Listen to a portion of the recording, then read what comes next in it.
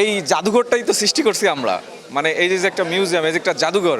আমি একজন অ্যাডাল্ট, আমার বয়স হচ্ছে 22 বছর বয়স, কিন্তু আমাকে যে টিকিটটা দেওয়া হয়েছে এই টিকিটটা হচ্ছে একটা বাচ্চাদের একটা টিকিট। এটা 3 থেকে 12 বছর বয়সীদের, যার সমমূল্য 20 টাকা। তো আমার থেকে তারা কিন্তু 50 টাকা নিয়েছে। তো জুলাই অভ্যুত্থান পরবর্তী রাষ্ট্রের এই আবেগঘন একটা জায়গা, জুলাই অভ্যুত্থান স্মৃতি জাদুঘর, তা রাষ্ট্রের এই গুরুত্বপূর্ণ একটা জায়গায়ও যদি এইভাবে দুর্নীতি হয়, সাধারণ জনগণের সাথে একটা প্রতারণা হয়, এই বিষয়টা খুবই একটা ন্যক্কারজনক। আমি প্রত্যাশা করি সরকার দ্রুত এর বিরুদ্ধে ব্যবস্থা নেবে। এই যে 20 টাকার টিকিটটি দিল, বাচ্চাদের কাছে 20 টাকা, কি আমরাই জুলাইতে এখানে এসেছি, আপনারা এসেছেন, তাহলে কেন পরবর্তীতে এই টিকিটটা? মানে এই জাদুঘরটাই তো সৃষ্টি করছি আমরা। মানে এই যে একটা মিউজিয়াম, এই যে একটা জাদুঘর, 5 আগস্টে কিন্তু এটাই আমরা অভ্যুত্থান করে সৃষ্টি করছি। তো এইখানে আমি মনে করি জনগণের জন্য এটা উন্মুক্ত করে দেওয়া উচিত। টিকিট যে তখন পাইলেন, তখন কি ওখানে দেখেননি বা দেখাননি, তখন ওরা কি বলছে?